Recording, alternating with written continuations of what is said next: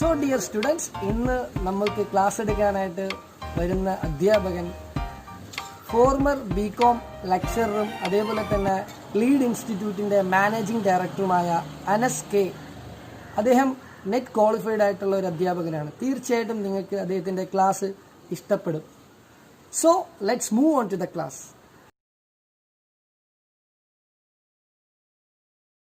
Welcome to the online education. ഇന്നത്തെ online education ക്ലാസ്സിലേക്ക് ഏവർക്കും സ്വാഗതം. ഇന്ന് നാം ഡിസ്കസ് ചെയ്യാൻ ആഗ്രഹിക്കുന്ന വിഷയം അക്കൗണ്ടൻസിയുടെ വെരി ബേസിക് കോൺസെപ്റ്റും അതിന്റെ ഡെഫിനിഷനുമാണ്. പല കുട്ടികൾക്ക് തന്നെ ഈ ബേസിക് കോൺസെപ്റ്റിൽ ഒരു ഡിസ്ക്ലാരിറ്റി ഉണ്ട്. അതുകൊണ്ട് തന്നെ പിന്നീട് അങ്ങോട്ടുള്ള പഠനങ്ങളെല്ലാം തന്നെ അക്കൗണ്ടൻസിയുടെ ടഫ് ആയിട്ടാണ് അവർക്ക് തോന്നിയിട്ടുള്ളത്. അതുകൊണ്ട് തന്നെ കോൺസെപ്റ്റ് ക്ലിയർ ആയി കഴിഞ്ഞാൽ, അതുപോലെ അതിന്റെ ഡെഫിനിഷൻ കറക്റ്റ് ആയിട്ട് മനസ്സിലാക്കി കഴിഞ്ഞാൽ പിന്നീട് അങ്ങോട്ട് അക്കൗണ്ടൻസി എളുപ്പമായിരിക്കും. വളരെ പെട്ടെന്ന് കാര്യങ്ങളോട്ട് കടക്കാണ്. അക്കൗണ്ടൻസിയുടെ കോൺസെപ്റ്റിലോട്ട് കടക്കുന്നതിന് മുമ്പ് തന്നെ ബിസിനസ് എന്താണെന്ന് ആദ്യം നാം അറിഞ്ഞിരിക്കണം. ബിസിനസ് വളരെ എളുപ്പത്തിൽ എങ്ങനെ മനസ്സിലാക്കാമെന്ന് ചോദിച്ചു കഴിഞ്ഞാൽ, ഫസ്റ്റ് ഓഫ് ഓൾ നിങ്ങളുടെ തൽക്കാലം നിങ്ങളുടെ ശരീരത്തേക്ക് നോക്കുക. നിങ്ങൾ ഇട്ടിരിക്കുന്ന ഡ്രസ്സ് ഒരു ബിസിനസിന്റെ പ്രോഡക്റ്റ് ആണ്. കാരണം ആരെങ്കിലും ലാഭം എടുത്തിട്ടാണ് നിങ്ങൾക്ക് ഈ ഡ്രസ്സ് നൽകിയിരിക്കുന്നത്. നിങ്ങൾ ഉപയോഗിച്ചിരിക്കുന്ന മൊബൈൽ ഫോൺ ഒരു ബിസിനസ് പ്രോഡക്റ്റ് ആണ്. കാരണം ലാഭം എടുത്തിട്ടാണ് ഈ മൊബൈൽ ഫോൺ നിങ്ങളുടെ കയ്യിലെത്തിയിരിക്കുന്നത്. നിങ്ങൾ ഒരു പക്ഷേ എന്റെ വീഡിയോ കണ്ടോണ്ടിരിക്കുന്നത് യൂട്യൂബിലായിരിക്കാം. യൂട്യൂബ് ഒരു ബിസിനസ് പ്രോഡക്റ്റ് ആണ്. കാരണം യൂട്യൂബിലൂടെ ലാഭം ഗൂഗിൾ എന്ന് പറയുന്ന കമ്പനിക്ക് ലഭിക്കുന്നുണ്ട്. അപ്പൊ ഞാൻ പറഞ്ഞു വരുന്നത്, ലാഭ ഇച്ഛയോട് കൂടി പ്രവർത്തിക്കുന്ന ഏതൊരു സ്ഥാപനത്തെയും നമുക്ക് ബിസിനസ് സ്ഥാപനങ്ങൾ എന്ന് പറയാം. So any kind of entities with the intention of making profit is termed to be as business entities. അപ്പൊ ഏതൊരു സ്ഥാപനവും ലാഭം ഉദ്ദേശിച്ചുകൊണ്ടാണ് ബിസിനസ് ചെയ്യുന്നതെങ്കിൽ അവയെ നമുക്ക് ബിസിനസ് സ്ഥാപനങ്ങൾ എന്ന് പറയാം. ബിസിനസ് സ്ഥാപനങ്ങൾ ഒരുപാട് തരമുണ്ട്. നമുക്കറിയാം sole proprietorship, partnership, company, Hindu undivided family, അങ്ങനെ ഒരുപാട് ടൈപ്സ് ഉണ്ട്. പക്ഷെ ഇതിപ്പോ അക്കൗണ്ടൻസി ആയതുകൊണ്ട് തന്നെ ഞാൻ ടൈപ്സിലോട്ട് കടക്കുന്നില്ല. ജസ്റ്റ് അതിന്റെ കോൺസെപ്റ്റ് മാത്രമേ പറയുന്നുള്ളൂ.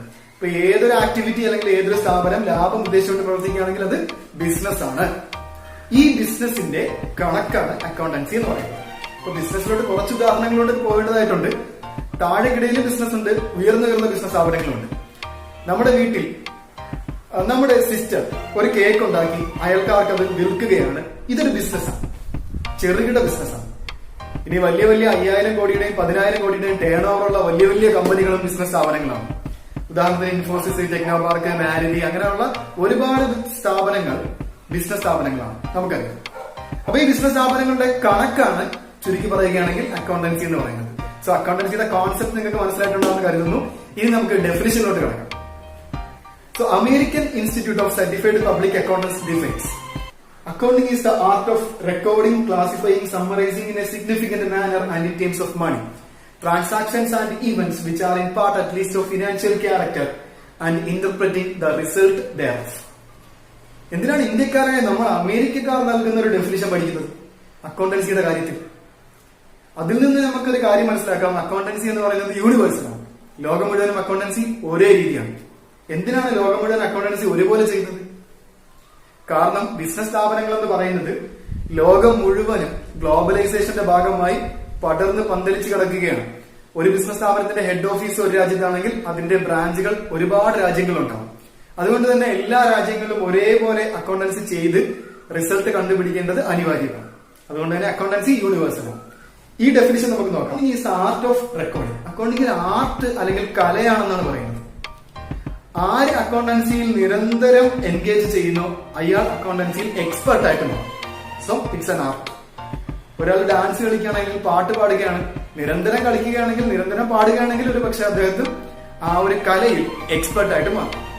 ജസ്റ്റ് ലൈക്ക് അക്കൗണ്ടൻസി ആര് നിരന്തരം ചെയ്യുന്നോ അവര് അക്കൗണ്ടൻസിയിൽ എക്സ്പെർട്ട് ആയിട്ട് മാറും. Like that accountancy is an art.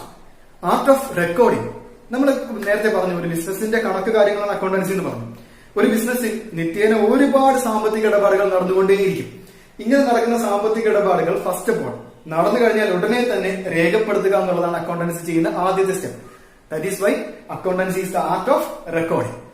രണ്ടാമത്തെ സ്റ്റെപ്പ് ക്ലാസിഫയിങ് ആണ്. അപ്പൊ നമുക്കറിയാം ഒരുപാട് സാമ്പത്തിക ഇടപാടുകൾ ഇങ്ങനെ നടന്നുകൊണ്ടേയിരിക്കുന്നു. അക്കൗണ്ടൻസി അത് റെക്കോർഡ് ചെയ്യുന്നു.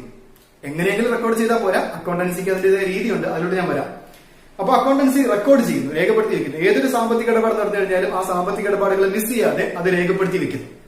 ഈ രേഖപ്പെടുത്തി വെക്കുന്ന സാമ്പത്തിക ഇടപാടുകൾ ഒരുപാട് സാമ്പത്തിക ഇടപാടുകൾ സിമിലർ ആയിരിക്കും. ലൈക്ക് ക്യാഷ് ഇടപാടുകൾ ഒരുപാട് നടന്നിട്ടുണ്ടാവും, ബാങ്ക് ഇടപാടുകൾ ഒരുപാട് നടന്നിട്ടുണ്ടാവും, ഒരുപാട് പർച്ചേസ് നടന്നിട്ടുണ്ടാവും, ഒരുപാട് സെയിൽസ് നടന്നിട്ടുണ്ടാവും. ഇത്തരത്തിൽ ഒരുപാട് സിമിലർ ആക്ടിവിറ്റീസ് നടന്നിട്ടുണ്ടാവും. അപ്പൊ അക്കൗണ്ടിങ് ആദ്യമേ നടക്കുന്ന കാര്യങ്ങളെല്ലാം രേഖപ്പെടുത്തി വെക്കുന്നു. രണ്ടാമത് തന്നെ തരംതിരിക്കുന്നു, അഥവാ ഹെഡ് ബൈ ഹെഡ് ആയിട്ട് തരംതിരിക്കുന്നു. ക്യാഷ് ഇടപാടുകൾ എത്ര, ബാങ്ക് ഇടപാടുകൾ എത്ര. ക്യാഷ് ഇടപാടുകളെല്ലാം തന്നെ അക്കൗണ്ടൻസി ക്യാഷ് അക്കൗണ്ടിലോട്ട് മാറ്റുന്നു. ബാങ്ക് ഇടപാടുകളെല്ലാം തന്നെ ബാങ്ക് അക്കൗണ്ടിലോട്ട് മാറ്റുന്നു. അക്കൗണ്ട് കൊണ്ട് ഉദ്ദേശിക്കുന്നത് അക്കൗണ്ടൻസി ചെയ്യുന്ന ഒരു പ്രോസസ്സാണ് അക്കൗണ്ട് ക്രിയേഷൻ എന്ന് പറയുന്നത്. അപ്പൊ അക്കൗണ്ടൻസി എന്ന് പറയുമ്പോൾ ഒരു ട്രാൻസാക്ഷൻ നടന്നു കഴിഞ്ഞാൽ അതിനെ രേഖപ്പെടുത്തി വെക്കുന്നു. സിമിലർ ട്രാൻസാക്ഷനുകളെ എല്ലാം തന്നെ ഓരോ അക്കൗണ്ടുകളിലോട്ട് മാറ്റുന്നു. ഇപ്പൊ ഉദാഹരണത്തിന് അനസുമായിട്ട് ബന്ധപ്പെട്ട ഇടപാടുകൾ ഒരു ബിസിനസ് സ്ഥാപനത്തിൽ നടക്കുകയാണെങ്കിൽ അതെല്ലാം തന്നെ അനസ് അക്കൗണ്ടിലോട്ട് മാറ്റുന്നു. അങ്ങനെയാണ് ക്ലാസിഫിക്കേഷൻ നടക്കുന്നത്. ഇപ്പൊ രണ്ടാമത്തെ പ്രോസസ് ക്ലാസിഫൈയിങ് എന്നുള്ള കാര്യം നിങ്ങൾക്ക് മനസ്സിലായി എന്ന് ഞാൻ വിശ്വസിക്കുന്നു. So accounting is the art of recording. Transactions നടന്നു കഴിഞ്ഞാൽ രേഖപ്പെടുത്തി വെക്കും. ദെൻ ക്ലാസിഫൈയിങ്, അതിനെ ഡിഫറന്റ് ഹെഡുകളായിട്ട് തലക്കെട്ടോടുകൂടി തരംതിരിക്കും. ദെൻ സമ്മറൈസിങ് അഥവാ സംഗ്രഹിക്കും, അടുത്ത സ്റ്റെപ്പാണ്. ട്രാൻസാക്ഷൻ നടന്നു, അവയെ രേഖപ്പെടുത്തി വെച്ചു, പല പല ഹെഡുകളാക്കി മാറ്റി, പല പല അക്കൗണ്ടുകളാക്കി മാറ്റി. ക്യാഷ് അക്കൗണ്ട് മാറ്റി, ബാങ്ക് അക്കൗണ്ട് മാറ്റി, പർച്ചേസ് അക്കൗണ്ട് മാറ്റി, അങ്ങനെ പല പല അക്കൗണ്ടുകളാക്കി മാറ്റി. ഇനി ഓരോ അക്കൗണ്ടിന്റെയും നീക്കിയിരിപ്പ് കണ്ടെത്തുക എന്നുള്ളതാണ് സമ്മറൈസിംഗ് പ്രോസസ്.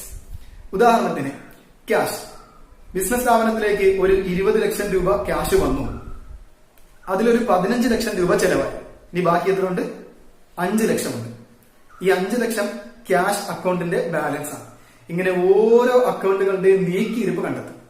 ക്യാഷിന് എത്രയുണ്ട്, ബാങ്ക് അക്കൗണ്ടിൽ എത്ര ബാലൻസ് ഉണ്ട്, പർച്ചേസ് എത്ര നടന്നു, സെയിൽസ് എത്ര നടന്നു, ഒരു വ്യക്തിക്ക് എത്ര രൂപ കൊടുത്തു, വേറൊരു വ്യക്തിക്ക് എത്ര രൂപ കൊടുക്കാനുണ്ട്, വേറൊരു വ്യക്തിയിൽ നിന്ന് എത്ര രൂപ കിട്ടാനുണ്ട്. ഇങ്ങനെ ഓരോന്നിന്റെയും സംഗ്രഹമാണ് സമ്മറൈസിംഗ് എന്ന് പറയുന്ന പ്രോസസ്. അഥവാ എത്ര വന്നു, എത്ര പോയി, അല്ലെങ്കിൽ എത്ര നടന്നു എന്ന് ഓരോന്നിന്റെയും ആൻസർ കണ്ടുപിടിക്കുന്ന പ്രോസസ്സാണ് summarising process. Art of recording, classifying, summarising in a significant manner and in terms of money. In a significant manner, accountancy നിങ്ങൾ പഠിക്കുമ്പോൾ നിങ്ങൾക്ക് മനസ്സിലാവും അക്കൗണ്ടൻസി എന്ന് പറയുന്നത് എല്ലാവർക്കും ചെയ്യാൻ പറ്റുന്ന ഒരു കാര്യമല്ല. അതൊരു പ്രൊഫഷണൽ ആയിട്ടുള്ള ഒരു കാര്യമാണ് അക്കൗണ്ടൻസി എന്ന് പറയുന്നത്. So in a significant manner, അതിന് അതിന്റേതായ ഒരു രീതിയുണ്ട്. And in terms of money, പണത്തിന്റെ മൂല്യത്തിലുള്ള കാര്യങ്ങൾ മാത്രമേ അക്കൗണ്ടൻസി എടുക്കുകയുള്ളൂ. അക്കൗണ്ടൻസിയിൽ നാം ഏത് കാര്യം പറഞ്ഞാലും അത് പണത്തിന്റെ മൂല്യത്തിൽ മാത്രമേ പറയത്തുള്ളൂ. പണത്തിന്റെ മൂല്യത്തിൽ പറയാൻ പറ്റാത്ത ഒരു കാര്യങ്ങളും അക്കൗണ്ടൻസി എടുക്കുകയുമില്ല. So in terms of money, that means നമ്മളിപ്പോ ഒരു ബിൽഡിങ്ങിന്റെ കാര്യം പറയുകയാണെങ്കിൽ ബിൽഡിംഗ് നമുക്ക് സ്ക്വയർ ഫീറ്റിൽ അളക്കാം. പക്ഷെ അക്കൗണ്ടൻസി ബിൽഡിംഗ് എത്ര രൂപയുടെ ബിൽഡിംഗ് എന്ന് മാത്രമേ നോക്കുന്നുള്ളൂ. നമ്മളൊരു കാർ മേടിക്കുമ്പോൾ അതിന്റെ മോഡൽ നമുക്ക് അതിനെ പറയാം. പക്ഷെ അക്കൗണ്ടൻസി എത്ര രൂപയുടെ കാർ എന്ന് മാത്രമേ നോക്കുന്നുള്ളൂ. ലാൻഡ് മേടിക്കുമ്പോൾ സെന്റിൽ നമുക്ക് പറയാം, ഏക്കറിൽ പറയാം. പക്ഷെ അക്കൗണ്ടൻസി എത്ര രൂപയുടെ ലാൻഡ് എന്നേ പറയുന്നു. ഇങ്ങനെ ഓരോന്നിന്റെയും അക്കൗണ്ടൻസി നൽകുന്ന ഡിനോമിനേറ്റർ അല്ലെങ്കിൽ അളവുകോൽ എന്ന് പറയുന്നത് മണിയാണ്. സോ പണപരമായിട്ട് അളക്കാൻ പറ്റുന്ന കാര്യങ്ങൾ മാത്രമേ അക്കൗണ്ടൻസിയിലോട്ട് വരുന്നുള്ളൂ. പണപരമായിട്ടുള്ള അളവ് മാത്രമേ അതിന് അക്കൗണ്ടൻസി നൽകുന്നുള്ളൂ. That is in terms of money. Then transactions and events which are in part at least of financial character. ഒരല്പമെങ്കിലും സാമ്പത്തിക സ്വഭാവമുള്ള കാര്യങ്ങൾ മാത്രമേ അക്കൗണ്ടൻസി പരിഗണിക്കുകയുള്ളൂ.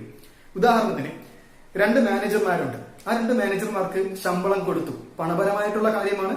അതുകൊണ്ട് തന്നെ ഇത് ഒരു മോണിറ്ററി ട്രാൻസാക്ഷൻ ആണ്. ശമ്പളം കൊടുത്തു, പണത്തിലാണ് ശമ്പളം കൊടുത്തത്, അതുകൊണ്ട് തന്നെ ഇത് മോണിറ്ററി ട്രാൻസാക്ഷൻ ആണ്. ഇനി 2 മാനേജർമാർ തമ്മിൽ ഭയങ്കരമായിട്ട് ശത്രുതയിലാണ്. നമുക്കിതിനെ പണത്തിൽ അളക്കാൻ കഴിയുമോ? തീർച്ചയായും ഇല്ല. അതുകൊണ്ട് തന്നെ ഇതൊരു മോണിറ്ററി ട്രാൻസാക്ഷൻ അല്ല. സോ അക്കൗണ്ടൻസി വളരെ എളുപ്പമാണ്. ഒരു ബിസിനസ് സ്ഥാപനത്തിൽ നടക്കുന്ന പണപരമായിട്ടുള്ള ട്രാൻസാക്ഷൻ മാത്രമാണ് അക്കൗണ്ടൻസി പരിഗണിക്കുന്നത്. Definition let me check again. Accounting is the art of recording, classifying, summarizing in a significant manner and in terms of money. Transactions and events which are in part at least of financial character. അല്പമെങ്കിലും സാമ്പത്തിക സ്വഭാവമുള്ള കാര്യങ്ങൾ മാത്രമേ നമുക്ക് എടുക്കാൻ പറ്റൂ അക്കൗണ്ടൻസിയിലേക്ക്. And interpreting the result thereof. ചുമ്മാ ഇങ്ങനെ ഇടപാടുകൾ നടക്കുന്നു, അത് നമ്മൾ രേഖപ്പെടുത്തുന്നു, അതിനെ തരംതിരിക്കുന്നു, അവയുടെ നീക്കിയിരിപ്പുകൾ കണ്ടെത്തുന്നു. ഇതൊന്നും അല്ല. Ultimate aim of the accountancy എന്ന് പറയുന്നത് ഇന്റർപ്രറ്റിംഗ് ആണ്. അഥവാ അതിന്റെ ഒരു ബിസിനസ് സ്ഥാപനത്തിന്റെ റിസൾട്ട് നമ്മൾ കണ്ടുപിടിക്കേണ്ടതായിട്ടുണ്ട്. അഥവാ ഒരു ബിസിനസ് സ്ഥാപനം എത്ര രൂപ ലാഭം നേടി അല്ലെങ്കിൽ എത്ര രൂപ നഷ്ടം സംഭവിച്ചു എന്ന് അവസാനം കണ്ടുപിടിക്കേണ്ടതായിട്ടുണ്ട്. ഇതും അക്കൗണ്ടൻസിന്റെ ഡ്യൂട്ടി തന്നെയാണ്. കണ്ടുപിടിച്ചിട്ട് അതിന്റെ ഓണേഴ്സ് ആരാണോ അവരടുത്ത് ഈ കാര്യം കമ്മ്യൂണിക്കേറ്റ് ചെയ്യേണ്ടതായിട്ടുണ്ട്. ഇതാണ് interpreting. That means communicating the result thereof. So വളരെ സിമ്പിൾ ആയിട്ട് എന്ന് പറഞ്ഞ കാര്യങ്ങൾ ഞാൻ ഒന്നുകൂടെ ചുരുക്കി പറയുകയാണ്. അക്കൗണ്ടൻസി എന്ന് പറയുന്നതിന് മുമ്പ് നമ്മൾ ആദ്യം ബിസിനസ് എന്താണെന്ന് പറഞ്ഞു. ലാഭ ഇച്ഛയോടുകൂടി പ്രവർത്തിക്കുന്ന ഏതൊരു സ്ഥാപനത്തെയും ബിസിനസ് എന്ന് നമുക്ക് പറയാം. ആ ബിസിനസിന്റെ കണക്ക് കാര്യങ്ങളാണ് അക്കൗണ്ടൻസി.